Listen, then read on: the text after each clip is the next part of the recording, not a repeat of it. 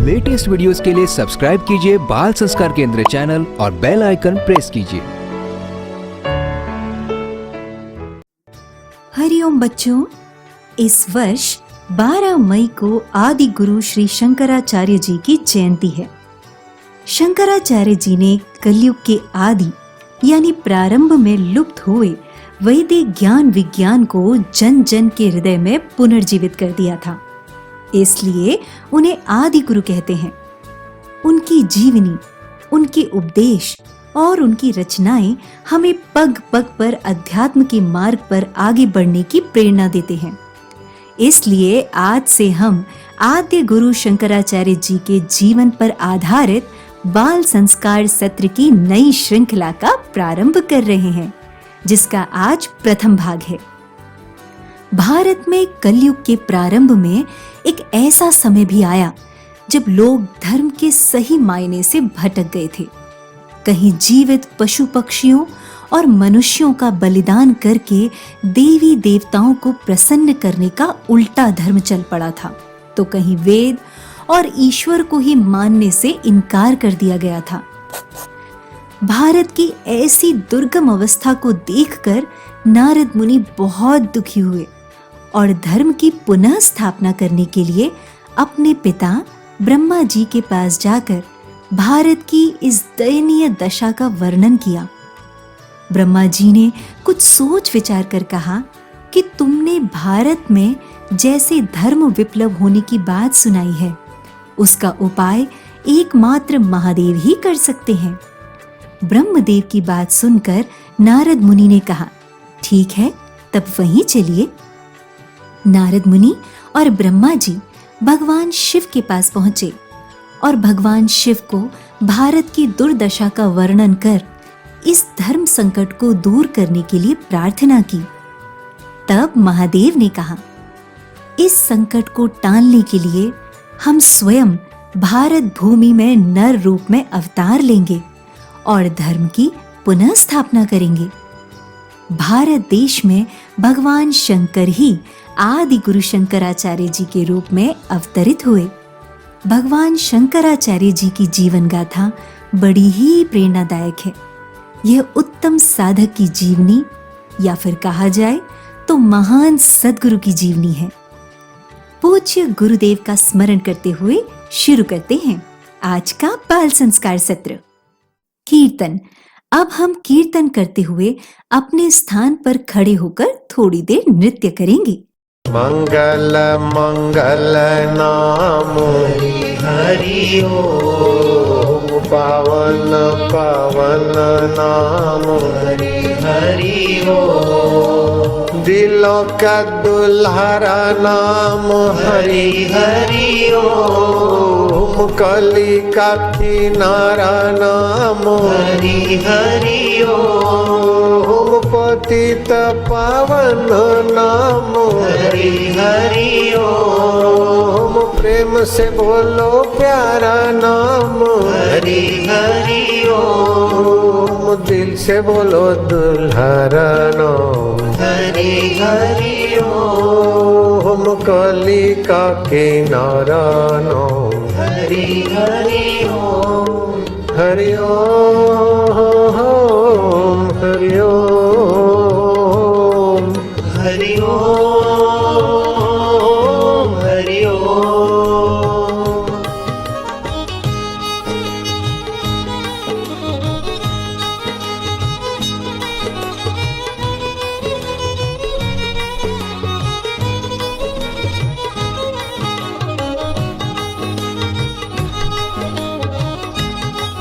तू ज्ञान स्वरूप है, तू आत्मरूप है, अब तू मेरा चैतन्य है, तू विभु है, व्यापक है। हर तरंग पानी, ऐसे हर जीवात्मा परमात्मा का अमृत पुत्र है। मन अलग अलग, तन अलग अलग, चेहरे अलग अलग, लेकिन धड़कने चलाने वाला चैतन्य देव तू वो एक का एक।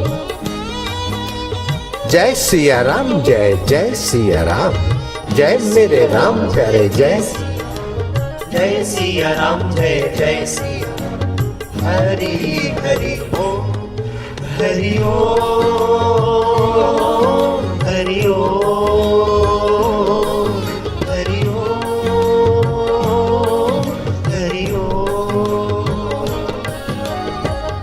निवारक सब सुख कारक हरि ओम मुनि मन रंजन भव भय भंजन हरि जो कोई गाए भक्ति पाए हरि ओम जो कोई गाए मुक्ति पाए हरि आनंद आनंद नाम हरि हरि ओम मंगल मंगल नाम हरि हरि ओम मधुर मधुर नाम हरि हरि ओम पवन पवन नाम हरि हरि ओम मंगल मंगल नाम हरि हरि ओम। बच्चों, अब सभी बच्चे अनामिका उंगली से तिलक के स्थान पर स्पर्श करते हुए मंत्र बोलेंगे। ओम गम गणपतये नमः। ओम श्री सरस्वत्ये नमः। ओम श्री गुरुभ्यो नमः।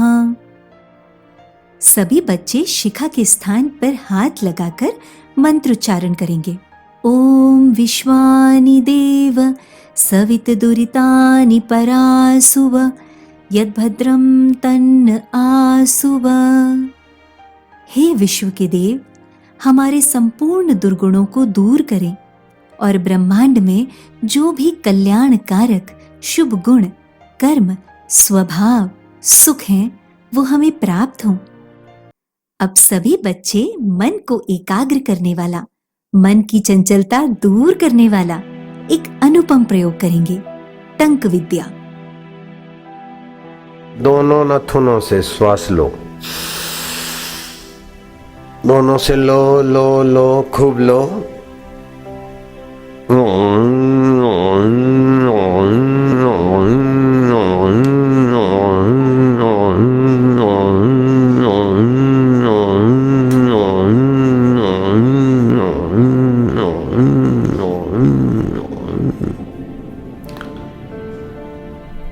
एक बार हुआ, ऐसा 2 बार करना है बस।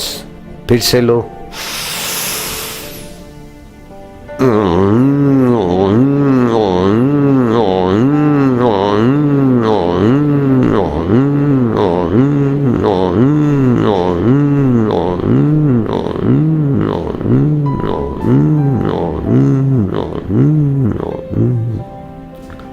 ऐसा 2 बार करने से तुम्हारा मन में जरा जरा बात में जो दुखी होता है, जरा बात में सुखी, जरा जरा बात में अभिमानी, जरा जरा बात में चिंतित, जरा जरा बात में भयभीत, ये सारे मन की कमजोरी मिट जाएगी। अब हम सभी बच्चे भगवान श्री शिव की स्तुति करेंगे। नमामि शमीशान निर्वाण रूपम विभुं व्यापकं ब्रह्मवेद स्वरूपं निजं निर्गुणं निर्विकल्पं निरीहं चिदाकाशमाकाशवासं भजेहम्। हे ईशान दिशा के ईश्वर, मोक्ष स्वरूप, विभु, व्यापक, ब्रह्म और वेद स्वरूप, निज स्वरूप में स्थित, गुणों से रहित, भेद रहित, इच्छा रहित, चेतन आकाश एवं आकाश को ही वस्त्र के रूप में धारण करने वाले शंभु सदाशिव को हम नमस्कार करते हैं। अब सभी बच्चे करेंगे ओमकार गुंजन। ओमकार मंत्र, गायत्री छंद, परमात्मा ऋषि, अंतर्यामी देवता, ईश्वर प्रीति अर्थे, परमात्मा प्राप्ति अर्थे, परमात्मा आनंद अर्थे, जपे विनियोग। हम परमात्मा की प्रीति के लिए, परमात्मा की प्राप्ति के लिए, परमात्मा के आनंद के लिए इस पवित्र महामंत्र का जप करेंगे।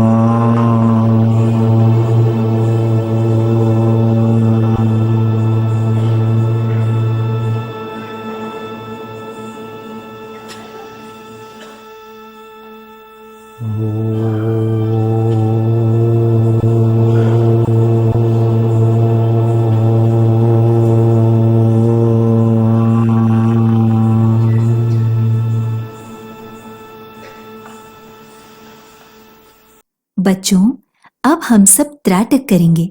त्राटक से हमारी एकाग्रता और याद शक्ति बढ़ती है।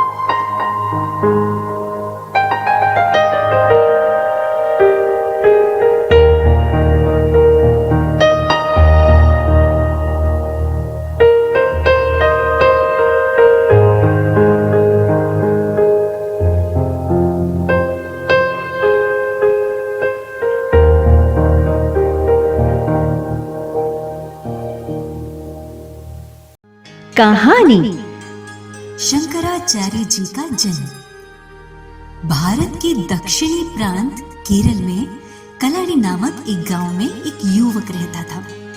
उसका नाम था शिवगुरु। वह गुरुकुल में ब्रह्मचर्य का पालन करते हुए विद्या अध्ययन करता था। एक दिन गुरुदेव ने ब्रह्मचारी शिवगुरु से कहा, बस अब तुम्हारी शिक्षा समाप्त हो गई है। तुम सब विद्याओं में पारंगत हो गए हो। अब तुम घर जाओ और गृहस्थ आश्रम में प्रवेश कर अपने माता पिता को प्रसन्न करो। गुरुदेव, आपने सिखाया है कि संसार के सुख दुख क्षणभंगुर हैं और यह शरीर नश्वर है। तो जब तक यह जीवन है तब तक मैं यहीं आश्रम में आपकी सेवा में रहकर ब्रह्म ज्ञान के मार्ग का अनुसरण करना चाहता हूँ। वास्तव में शिव गुरु के गुरु त्रिकाल ज्ञानी थे। उन्हें भविष्य का पता था, इसलिए उन्होंने कहा, वत्स, भविष्य में तुम्हारे द्वारा संसार का कोई महान कार्य सिद्ध होने वाला है। मेरी आज्ञा है कि तुम गृहस्थ आश्रम में प्रवेश कर अपने कर्तव्य को पूरा करो। बाद में जब तुम्हारी उम्र होगी तब तुम संन्यास धर्म को ग्रहण कर लेना। शिव गुरु ने गुरुदेव के चरणों में दंडवत प्रणाम किया और इच्छा न होते हुए भी गुरुदेव की आज्ञा मानकर घर लौट आए। शिव गुरु के माता पिता बहुत प्रसन्न हुए। हमारा पुत्र शिव गुरु अपनी शिक्षा पूरी कर चुका है, उसकी उम्र भी अब विवाह के योग्य हो गई। शीघ्र ही हमें इस पर विचार करना चाहिए। हाँ स्वामी, अब विलंब कैसा। हमारे शिव गुरु के योग्य कन्या की खोज कर शीघ्र ही इनका पानी ग्रहण करना उचित रहेगा, जो गृहस्थ को पूर्ण रूप से संभाल ले। शिव का विवाह एक सुंदर, सुशील, धर्मपरायण कन्या कामाक्षी देवी के साथ करवा दिया गया। दोनों पति पत्नी आनंद के साथ समय व्यतीत करने लगे, परंतु एक दुख था। अनेक वर्ष व्यतीत होने के बाद भी उन्हें कोई संतान नहीं हुई। उनका यौवन काल समाप्त होने लगा, वृद्धावस्था आने लगी। हे प्रिय, मैंने गुरुदेव की आज्ञा मानकर गृहस्थ में आने का निर्णय लिया, परंतु यदि पुत्र नहीं हुआ तो उनका कथन कैसे पूरा होगा? स्वामी, आप चिंता ना करें। इस प्रकार व्याकुल होने से क्या लाभ? इससे तो अच्छा यही होगा कि हम तीर्थ यात्रा, व्रत, उपवास और तप करें। संभव है भगवान प्रसन्न होकर हम पर दया करें और देवाधिदेव महादेव की कृपा से हमें पुत्र रत्न की प्राप्ति हो। शिव गुरु को पत्नी का विचार उत्तम लगा और दोनों पति पत्नी भगवान शिव जी की आराधना में लग गए। तीर्थ यात्रा करते हुए कभी आधे पेट और कभी बिल्कुल उपवास करके तथा कभी कंदमूल फल खाकर कठोर तप करने लगे। बहुत दिनों तक कठोर साधना करने के बाद भगवान शिव प्रसन्न हुए। उन्होंने स्वप्न में दर्शन दिए और कहा, वत्स, मैं तुम पर प्रसन्न हूँ। तुम्हारी तपस्या सफल हुई। तुमको शीघ्र ही पुत्र रत्न की प्राप्ति होगी। परंतु तुमसे मैं एक प्रश्न पूछना चाहता हूँ। तुम्हें चुनाव करना होगा कि तुम्हें किस प्रकार का पुत्र चाहिए। ऐसा पुत्र जो परम ज्ञानी हो परंतु उसकी आयु बहुत कम होगी, अथवा ऐसा पुत्र जो साधारण बुद्धि वाला हो परंतु उसकी आयु लंबी हो और दीर्घ काल तक जीवित रहे। इन दोनों प्रकार के पुत्रों में से किस प्रकार का पुत्र चाहते हो? प्रभु, मूर्ख पुत्र तो शव के समान होता है। ऐसे पुत्र से तो पुत्र नहीं होना ज्यादा उचित रहता है। अतः यदि आप सचमुच हम पर प्रसन्न हैं तो हमें विद्वान और ज्ञानी पुत्र प्रदान करने की कृपा कीजिए। भगवान तथास्तु कहकर अंतर ध्यान हो गए। सवेरा होने पर शिव गुरु ने पत्नी को बुलाकर स्वप्न की बात बताई। देवी, अब शीघ्र ही हमारी मनोकामना पूर्ण होगी। स्वप्न की बात सुनकर कामाक्षी देवी भगवान को प्रणाम करते हुए भाव विभोर हो गई। समय आने पर कामाक्षी देवी गर्भवती हुई और केरल के कलरी गांव में 788वीं ईस्वी में वैशाख माह में शुक्ल पक्ष की पंचमी तिथि को भगवान शिव ने स्वयं उनके घर पुत्र के रूप में जन्म लिया। भगवान शंकर के वरदान से पुत्र होने के कारण इसका नाम भी शंकर ही रखा गया। यही बालक शंकर आगे चलकर भगवान शंकराचार्य जी के नाम से विख्यात हुए। आगे की कहानी अगले सत्र में। बोलो देवाधिदेव महादेव की जय। साखियां शिव अमृतवाणी। कल्पतरु पुण्यात्मा प्रेम सुधा शिव नाम, हितकारक संजीवनी शिव चिंतन अविराम। पतित पावन जैसे मधु शिव रसना के घोल, भक्ति के हंसा ही चुगे मोती अन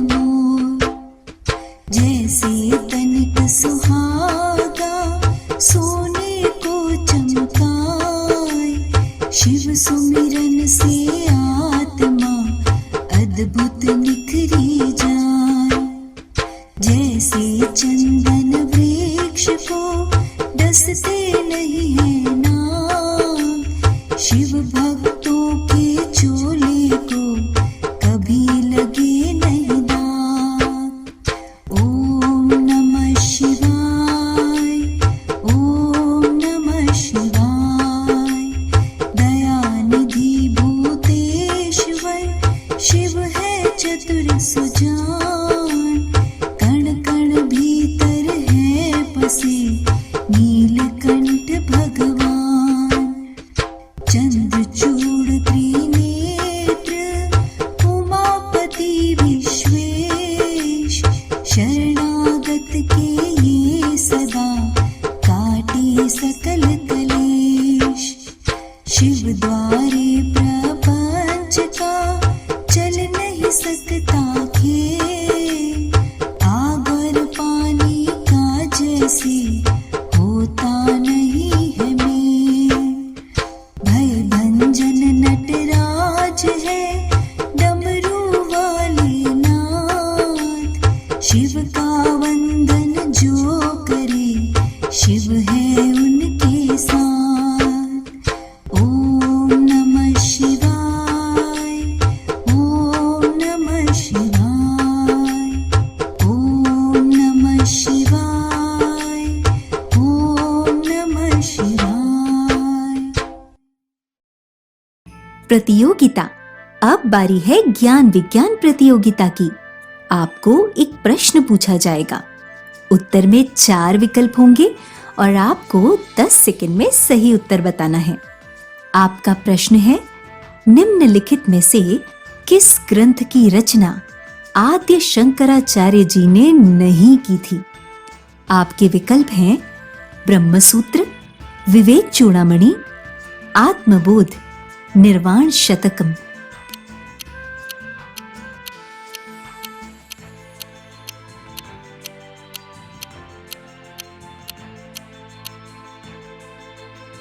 प्रश्न का सही उत्तर आपको सत्र के अंत में बताया जाएगा। संस्कृति सुवास, सृष्टि रचना, भाग 1, महतत्व। बच्चों, हम सभी को कभी न कभी यह विचार अवश्य आता है कि यह संसार कैसे बना, ये धरती, आकाश, सूर्य, चंद्रमा, ग्रह, नक्षत्र कैसे बने, इस सृष्टि का आरंभ कब और कैसे हुआ। आज तक कई वैज्ञानिक करोड़ों डॉलर आधुनिक रिसर्च पर लगाकर भी इन प्रश्नों के उत्तर ठीक से नहीं समझ पाए हैं, जबकि हमारे सनातन संस्कृति में वेदों और पुराणों में विस्तार से इनका उत्तर लिखा गया है। इन्हीं रहस्यमय प्रश्नों के उत्तर को सरल भाषा में समझाने के लिए आज से हम बाल संस्कार के संस्कृति सुवास में सृष्टि रचना पर आधारित नई श्रृंखला का प्रारंभ कर रहे हैं, जिसका आज प्रथम भाग है। बच्चों, वशिष्ठ जी राम जी से कहते हैं, हे राम जी, गंगोत्री से लेकर गंगा सागर तक गंगा के किनारे जितने बालू के कण हैं, वो भी यदि कोई गिनना चाहे तो गिन सकता है, परंतु अब तक कितने ब्रह्मा जी आए और गए यह कोई नहीं गिन सकता है। अर्थात जब ईश्वर अनंत है तो ईश्वर की सृष्टियां भी अनंत अनंत काल से बनती आई हैं, प्रलय काल में मिट जाती हैं और फिर से बन जाती हैं। तो इसकी कोई शुरुआत नहीं है, परंतु समझने के लिए वर्तमान में जो सृष्टि है उसकी रचना कैसे हुई, हम यही जानने का प्रयास करेंगे।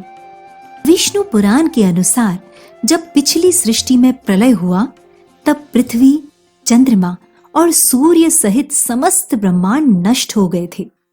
तब ब्रह्मा जी, विष्णु जी और शिव जी भी अपने स्वरूप में विलीन हो गए थे। संपूर्ण सृष्टि में कुछ भी शेष नहीं था।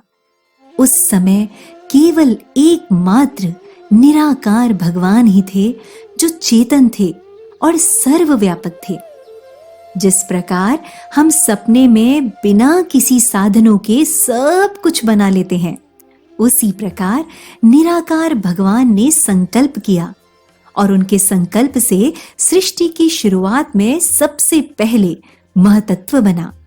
महतत्व, जिसे आधुनिक विज्ञान की भाषा में इंटरस्टेलर कहते हैं, इसका विस्तार इतना अधिक है कि उसमें कई ब्रह्मांड समा सकते हैं।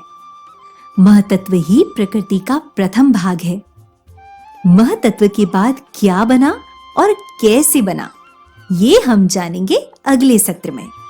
ज्ञान का चुटकुला। चिंटू ने साइकिल से पिंटू को टक्कर मार दी और बोला, तुम बहुत लकी हो। पिंटू, ओए, एक तो मुझे टक्कर मारी और ऊपर से कह रहा है कि मैं लकी हूं, कैसे? चिंटू, वो इसलिए कि मैं रोज मोटरसाइकिल चलाता हूं, बस आज ही साइकिल लेकर आ गया। सीख, सावधानी से वाहन चलाना चाहिए, दूसरों का भी ख्याल करना चाहिए। स्वास्थ्य सुरक्षा। गर्मी में फलों के जूस से स्वास्थ्य सुरक्षा। अनार। गर्मियों में सिरदर्द हो, लू लग जाए, आंखें लाल हो जाएं, तब अनार का जूस पीना चाहिए। ताजे अनार के दानों का रस निकालकर उसमें मिश्री डालकर पीने से गर्मी से होने वाले रोग दूर हो जाते हैं। आम। पका आम खाने से 7 धातुओं की वृद्धि होती है। आम दुबले पतले बच्चों, वृद्धों व कमजोर लोगों को पुष्ट बनाता है। पका आम आंखों के लिए हितकर, हृदय पोषक, वीर्य की शुद्धि करता है तथा शरीर में छुपे हुए विष को बाहर निकालता है। इसके सेवन से दिमागी कमजोरी दूर होती है। तरबूज। ग्रीष्म ऋतु में तरबूज शीतल, गर्मी का शमन करने वाला, पौष्टिकता एवं तृप्ति देने वाला, पेट साफ करने वाला, शरीर में स्निग्धता एवं दिमागी शक्ति बढ़ाने वाला, दुर्बलता, गुर्दों की कमजोरी दूर करने वाला है। गन्ना बलवर्धक, वीर्यवर्धक व शीतल होता है। कमजोरी, हिचकी, रक्त विकार, नेत्र रोग, पीलिया, पित्त प्रकोप व जलीय अंश की कमी के रोगी को गन्ना चूस कर सेवन करना चाहिए। इसके सेवन से दुबलापन, पेट की गर्मी व हृदय की जलन, शरीर में थकावट दूर होकर तरावट आती है। पेशाब की रुकावट व जलन भी दूर होती है। बेल। बेल के जूस से शरीर हाइड्रेटेड रहता है, पानी की कमी नहीं होती। इसमें विटामिन सी भरपूर होता है। इसके सेवन से शरीर की इम्यूनिटी मजबूत होती है। बेल का जूस पीने से डाइजेशन बेहतर होता है। कब्ज, एसिडिटी और ब्लोटिंग की समस्या से राहत मिलती है। बेल का जूस पीने से पेट ठंडा रहता है, जिससे मुंह में हुए छालों से भी राहत मिलती है। बेल का जूस खून को साफ करने का भी काम करता है, लिहाजा स्किन संबंधी समस्याएं इससे दूर होती हैं। भजन। अब सभी बच्चे गाएंगे आदि शंकराचार्य जी द्वारा रचित भजन भज गोविंदम। भज गोविंदम, भज गोविंदम, गोविंदम भज मूढ़मते, संप्राप्ते सन्निहिते काले, नहीं नहीं रक्षति डुक्रय करणे। सुन लो शंकराचार्य जी के वचन, जो खोल देते हैं ज्ञान के अंजन। हे मित्र, बुद्धि का न करो अभिमान, सद्गुरु हैं गोविंद स्वरूप, उनको भजो और करो उनका ध्यान। कितनी भी पालोगे डिग्री नौकरी, ये तो बस है एक माया जाल। जब आएगा मृत्यु का काल, सब रह जाएगा और हो जाओगे बेहाल। भजन करो, सद्गुरु का भजन करो।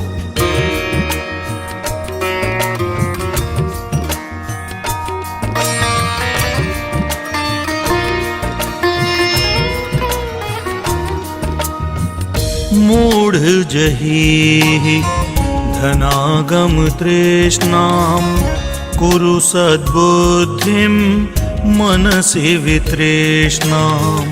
यल्लभसे निज कर्मोपात्तम, वित्तम तेन विनोदय चेतम।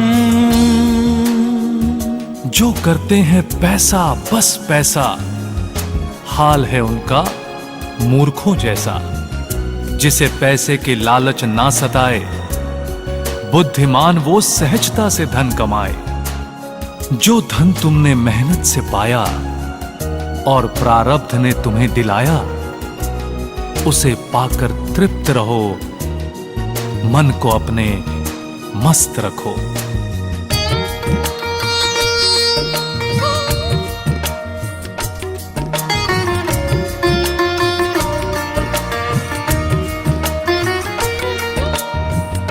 नारी स्तन भर नाभि देशम, दृष्ट्वा मागा मोहावेशम। एतन्मांसव सादि विकारम, मनसि विचिन्तये वारम वारम। किसी के शरीर के प्यार में अंधे हो जाते हैं नौजवान, याद करते हैं फिर उसी का रूप और मुस्कान। हे विचारवान, हाड़ मांस रक्त विष्ठा और चमड़े का है ये थैला, ये शरीर है कितना मैला। बार बार यह विचार मन में लाओ और काम विकार से अपने आप को बचाओ। घर में बरकत बढ़ाने के लिए क्या करें क्या न करें। घर के दरवाजे को कभी भी पैर से ठोकर मार के न खोलें। देहली अर्थात दहलीज पर बैठकर कभी भोजन न करें। झाड़ू को कभी पैर न लगाएं। सुबह शाम की पहली रोटी गाय के लिए बनाएं व खिला दें। भोजन बनाने के बाद तवा कढ़ाई चूल्हे से उतारकर नीचे रखें। रसोई घर में जूठे बर्तन कभी भी नहीं रखें तथा रात्रि में जूठे बर्तन साफ करके ही रखें। नमक को खुला न रखें। घर की नकारात्मक ऊर्जा दूर करने के लिए हफ्ते में एक बार नमक मिले पानी से पोंछा लगाएं। घर में जितनी भी घड़ियां हों उन्हें चालू रखें। बंद होने पर तुरंत ठीक कराएं। घर में टूटी कुर्सियां, बंद घड़ियां, गत्ते के खाली डिब्बे, बोतलें, मूर्तियां या कबाड़ नहीं रखना चाहिए। घर में जाला या काई न लगने दें। घर की दीवारों व फर्श पर पेंसिल, चौक आदि के निशान हो तो मिटा दें। बाधाओं से सुरक्षा हेतु हल्दी व चावल पीसकर उसके घोल से या केवल हल्दी से घर के प्रवेश द्वार पर ओम बना दें। प्रतिदिन प्रातः सूर्योदय के पूर्व उठकर स्नान करें, स्वच्छ वस्त्र पहनें। पूजा घर में दीपक व गौ चंदन धूप बत्ती जलाएं। ताजे पुष्प चढ़ाएं। अपने गुरु मंत्र की कम से कम 10 माला अवश्य जप करें। गतिविधि। अब बारी है गतिविधि की। बच्चों, आज की गतिविधि में आपको यह मिलान करना है कि किस महापुरुष से कौन सा साहित्य प्राप्त हुआ। देखते हैं कौन सबसे पहले सही मिलान करके लाता है। सत्शास्त्र का नाम महाभारत, रामायण, विचार सागर, मन को सीख, ब्रह्म रामायण, ईश्वर की ओर, विवेक चूड़ामणि, वैराग्य शतक, पंचदशी, दास बोध। महापुरुष का नाम संत श्री आशाराम जी बापू, साईं लीला शाह जी महाराज, महर्षि वाल्मीकि जी, महर्षि वेदव्यास जी, स्वामी निश्चल दास जी, राजा भृतहरि, भोले बाबा, समर्थ रामदास जी, आद्य शंकराचार्य जी, विद्यारण्य स्वामी। गतिविधि का सही उत्तर सत्र के अंत में बताया जाएगा। बच्चों, अब हम श्री आशा रामायण जी की पंक्तियां दोहराएंगे। गुरु चरण रज शीश धरी, हृदय रूप विचार। श्री आशा रामायण कहो वेदांत को सार। धर्म का मार्ग मोक्ष दे, रोग शोक संहार। भजे जो भक्ति भाव से शीघ्र हो बेड़ा पार। भारत सिंधु नदी बखानी नवाब जिले में गाँव बिरानी। रहते एक सेठ गुण खानी नाम था उमल सिरोमलानी। आज्ञा में रहती मंगीबा पति परायण नाम मंगीबा। चैतवद 6/1994 आसुमल अवतरित आंगन। मामन में उमड़ा सुख सागर। द्वार पे आया एक सौदागर। लाया एक अति सुंदर झूला। देख पिता मन हर्ष से फूला। सभी चकित ईश्वर की माया। उचित समय पर कैसे आया। ईश्वर की ये लीला भारी। बालक है कोई चमत्कारी। हरि ओम हरि ओम ओम हरि ओम हरि ओम हरि ओम हरि ओम हरि ओम। संत सेवा श्रुति श्रवण मात पिता उपकारी। धर्म पुरुष जन्मा कोई पुण्यों का फल भारी। सूरत थी बालक की सलोनी। आते ही कर दी अनहोनी। समाज में थी मान्यता जैसी। प्रचलित एक कहावत ऐसी। 3 बहन के बाद जो आता पुत्र वह त्रिखण कहलाता। होता अशुभ अमंगलकारी। दरिद्रता लाता है भारी। विपरीत किंतु दिया दिखाई। घर में जैसे लक्ष्मी आई। त्रिलोकी का आसन डोला। कुबेर ने भंडार ही खोला। मान प्रतिष्ठा और बढ़ाई। सबके मन सुख शांति छाए। हरि ओम हरि ओम हरि ओम हरि ओम हरि ओम हरि ओम हरि ओम। सत्संग। अब हम पूज्य गुरुदेव के श्रीमुख से सुनते हैं आत्मबल की विशेषता।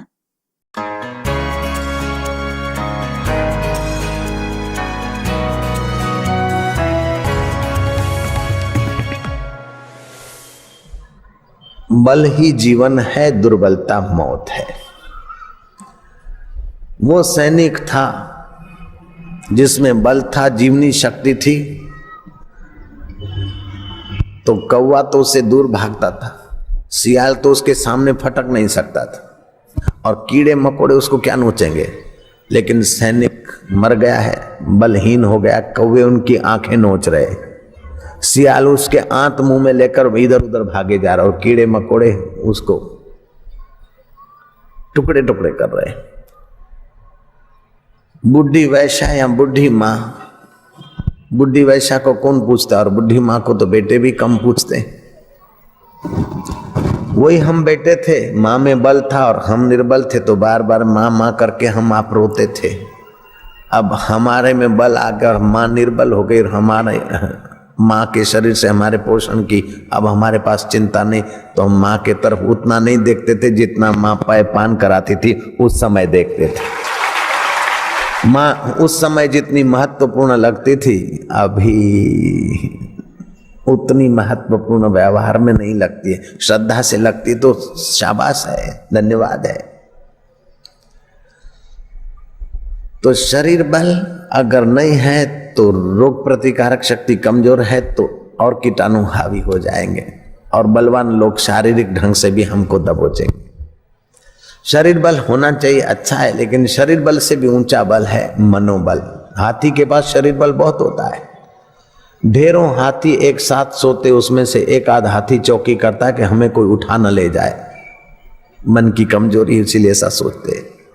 एक हाथी चौकी करता है, फिर भी शेर बबर आ जाता है, धाड़ता है तो सब भगदौड़ में पड़ जाते हैं। और वो पतला दुबला शेर हाथी के सिर का खून पीता है, हाथी को चीर डालता है। हाथी में शरीर बल इतना है कि वो शेर को नींबू की नाई नीचो के फेंक सकता है अपनी सूंड से, और इटली की नाई कुचल सकता है अपने पैर से। मानो इटली कुचल दी तुम्हारे बच्चे ने, ऐसे हाथी शेर को कुचल सकता है अपने पैर से। लेकिन शरीर बल होने पर भी मनोबल नहीं है तो शेर हाथी पर हावी हो जाता है, हाथी भाग खड़ा होता है, मर जाता है। तो मानना पड़ेगा कि शरीर बल से मनोबल महत्वपूर्ण है। मनोबल से भी बुद्धि बल की बलिहारी है। शेर में मनोबल है, मानव में बुद्धि बल है। उस शेर को पिंजरे में रख देता है, सरगस में अपने चाबुक के इशारे से उठाता बैठाता है, जब दे तब खाए, न तो घूरता रहे। बुद्धि बल वालों ने मनोबल वाले शेर को भी अंदर रख दिया। बुद्धि बल कलेक्टर में, आईएएस ऑफिसरों में, डीएसपी में, डीवाईएसपीओ में, पीएसआईओ में, व्यापारियों में, उद्योगपतियों में अपने अपने ढंग का कम ज्यादा कईयों के पास बुद्धि बल है। ऐसे बुद्धि बल के धनी लोग भी नेता को राजी करने की बात ज्यादा ध्यान में रखते, क्योंकि नेता के पास संगठन बल है। जयराम जी की नेता का संगठन बल उन ऑफिसरों को सर करने को मजबूर कर देता है। इन सारे संगठन बल के धनी, चाहे नगर अध्यक्ष हो, चाहे एमपी हो, चाहे सेंट्रल का मिनिस्टर हो, ये संगठन बल, इन सब संगठनों बल से ऊंचा संगठन बल राष्ट्रपति और प्राइम मिनिस्टर की कुर्सी पर है। मानना पड़ेगा कई एमपी राष्ट्रपति को और प्राइम मिनिस्टर को प्रसन्न रखने में विश्वास रखते हैं, करना होता है। तो प्राइम मिनिस्टर का जो संगठन बल है वो और संगठन बलों से ऊंचा माना जाता है। संगठन बल पाने के बाद भी अगर किसी के पास दूर की समझ है, तीन चीजों का सदुपयोग है, विचार का, समय का और पद द्रव्य का सदुपयोग है, तो वो सत्य बल जो इन चारों बलों को जहां से बल आता है उस आत्म परमात्मा बल में जगे हुए पुरुषों के संपर्क में रहते हैं, और संपर्क में रहते हैं तो उनका बल बरकरार रहता है, और संपर्क में नहीं रहते हैं तो संगठन बल भी धड़ाक धूम हो जाता है। इंदिरा के पास ये समझ थी, वो संतों के संपर्क में रहती थी। चाहे देवरहा बाबा हो, चाहे आनंदमयी माँ हो, मेरे पास चित्र भी है, इंदिरा उनके चरणों में बैठी। जैल सिंह के पास वो युक्ति थी। भगवान राम का संगठन बल कितना बढ़िया था, फिर भी वशिष्ठ के चरणों में, और शिवाजी का संगठन बल होते हुए भी समर्थ रामदास के चरणों के दास रहे। अभी तक उनका यश बरकरार है। तैयार हो जाइए प्रश्नोत्तरी के लिए। शंकराचार्य जी को आदि गुरु क्यों कहते हैं? शंकराचार्य जी किनके अवतार माने जाते हैं? शंकराचार्य जी के माता पिता का नाम क्या था? शंकराचार्य जी के माता पिता को संतान नहीं हुई तो उन्होंने क्या किया? भगवान शिव ने शिव गुरु को स्वप्न में क्या प्रश्न पूछा? शिव गुरु ने भगवान शिव से किस प्रकार के पुत्र की कामना की? शंकराचार्य जी का जन्म कब और कहां हुआ? सबसे पहले सृष्टि में किस तत्व की रचना हुई? अब तक कितनी सृष्टियां हो चुकी हैं? गर्मियों में स्वास्थ्य की सुरक्षा कैसे करनी चाहिए? घर में बरकत बढ़ाने के लिए क्या करना चाहिए? सत्संग के अनुसार आत्मबल कैसे बढ़ाएं? दीप ज्योति एवं आरती। सभी बच्चे अपने अपने स्थान पर आरती के लिए खड़े हो जाएंगे। शुभम करोति कल्याणम आरोग्यम सुख संपदाम शत्रु बुद्धि विनाशाय दीप ज्योति नमोस्तुते। दीप ज्योति परब्रह्म दीप ज्योति जनार्दन दीपो हरतु मे पापम संध्या दीपो नमोस्तुते।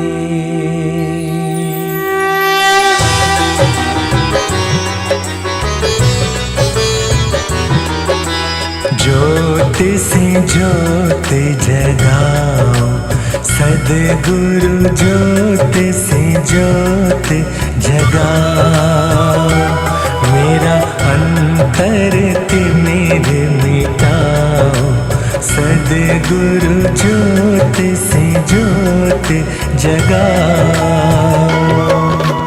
हे योगेश्वर हे परमेश्वर हे ज्ञानेश्वर हे सर्वेश्वर निज कृपा बरसाओ।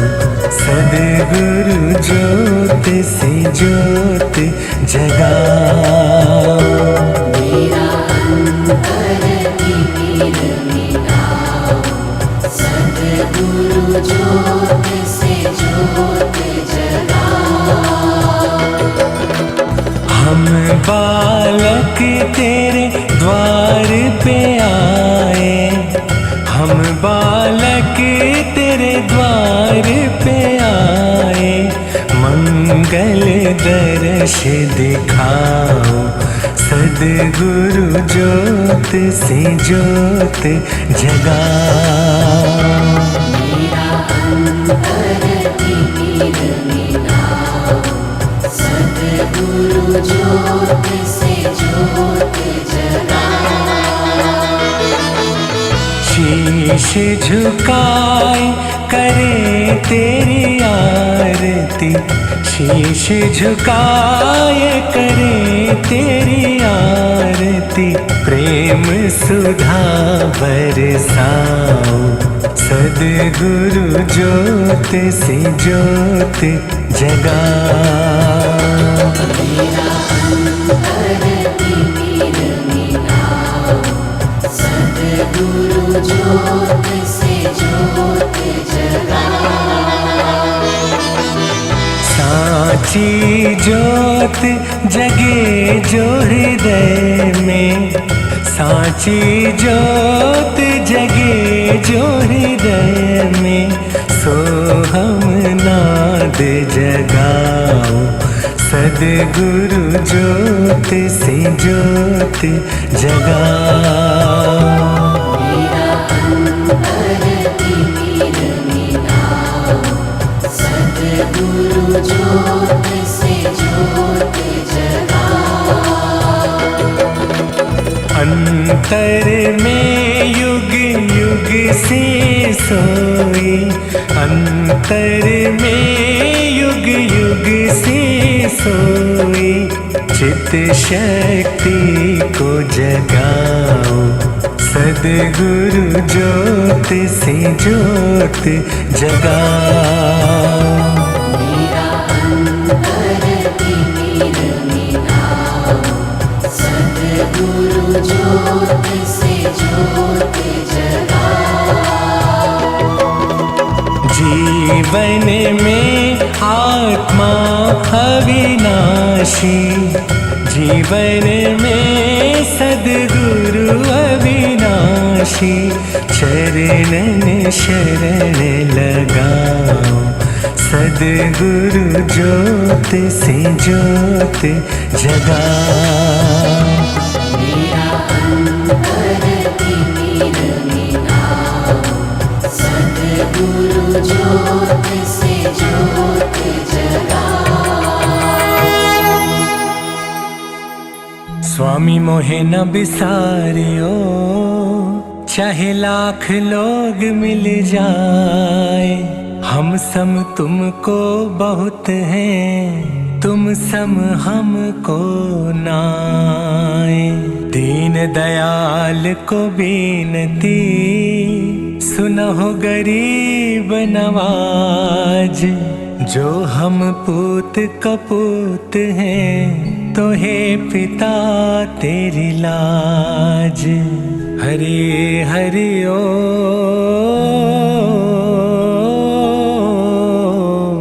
ओ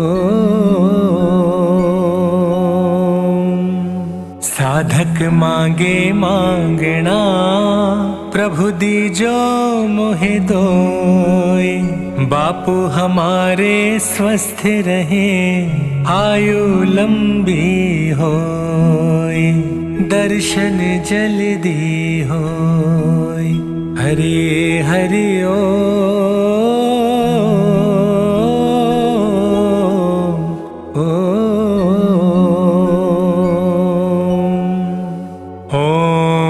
तम नमामि हरिं परम। ओम तम नमामि हरिं परम।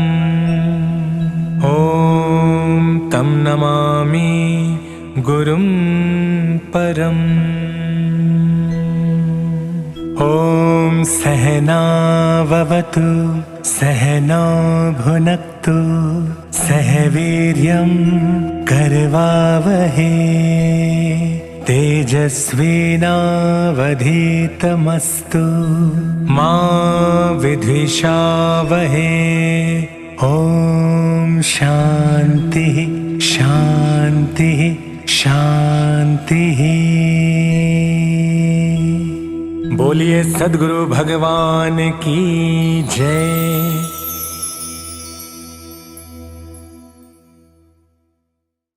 प्रार्थना। ओम असतो मा सद्गमय तमसो मा ज्योतिर्गमय मृत्योर्मा अमृतं गमय। ओम शांति शांति शांति। हे ईश्वर, हमें असत्य से सत्य की ओर ले चलो, अंधकार से प्रकाश की ओर ले चलो, मृत्यु से अमरता की ओर ले चलो। नारायण नारायण नारायण नारायण। इसी के साथ हमारा आज का बाल संस्कार केंद्र संपन्न होता है। अगले सप्ताह फिर मिलेंगे बच्चों एक नए ज्ञानवर्धक विषय के साथ। तब तक के लिए हरिओम। ज्ञान विज्ञान प्रतियोगिता प्रश्न का सही उत्तर है ब्रह्म सूत्र की रचना वेद व्यास जी ने की थी।